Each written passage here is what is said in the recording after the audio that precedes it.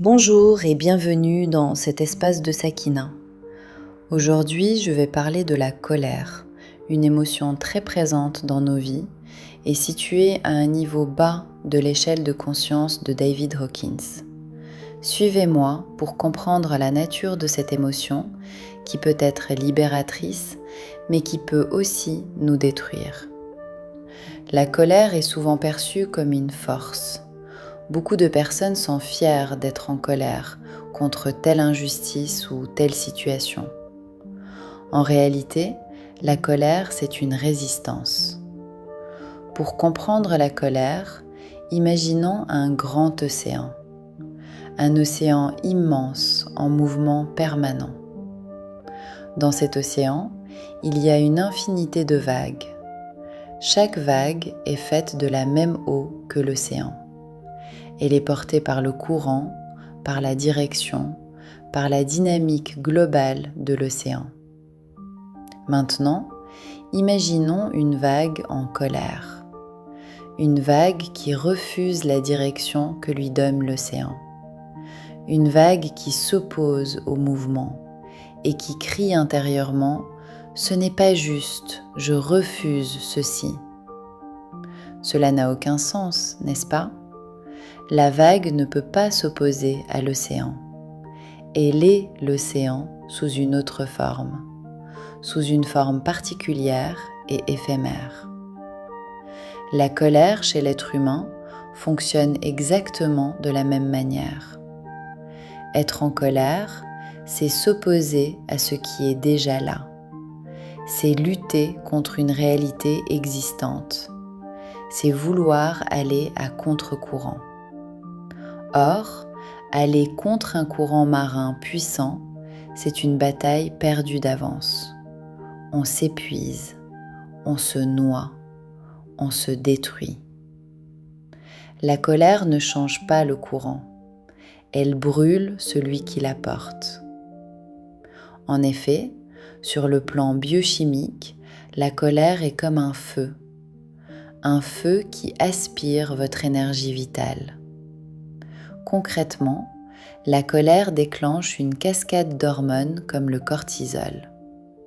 À long terme, ces hormones dégradent le corps, le système nerveux, le cœur, le système digestif, le système immunitaire surtout, qui est très sensible à un taux élevé de cortisol. En fait, la colère ne punit pas le monde. Elle punit d'abord celui qui la nourrit. Par ailleurs, il est important de faire une distinction essentielle. La colère n'a rien à voir avec le courage. La colère aveugle, qui se manifeste par des cris, de l'agressivité ou des conflits répétitifs, ne permet pas de changer les choses. Elle vous consume de l'intérieur, c'est tout. Changer les choses demande une vision, une force et une volonté. Comme une vague dans l'océan, il ne s'agit pas de s'opposer au courant, mais de l'épouser, de le comprendre et progressivement orienter le mouvement autrement. Une vague ne change pas l'océan en s'opposant à lui. Elle le transforme par le mouvement et l'adaptation continue. Chez l'être humain, le véritable changement naît quand la colère est remplacée par la clarté, la lucidité et une force intérieure stable. Selon l'échelle de Hawkins, la colère appartient au niveau inférieur de conscience parce qu'elle contracte, elle durcit, elle enferme. Elle donne l'illusion de la puissance alors qu'elle est souvent un aveu d'impuissance.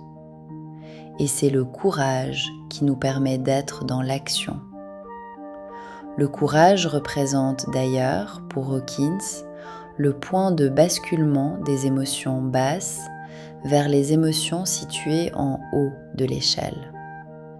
Je vous invite donc à canaliser le feu de votre colère, à le transformer en une force tranquille qui agit pour changer le monde, sans vous brûler de l'intérieur. c'est l'état de la sakina, une paix intérieure qui permet d'agir sans se consumer. Et c'est cette paix qui donne la véritable puissance d'action. Une action lucide, alignée, durable.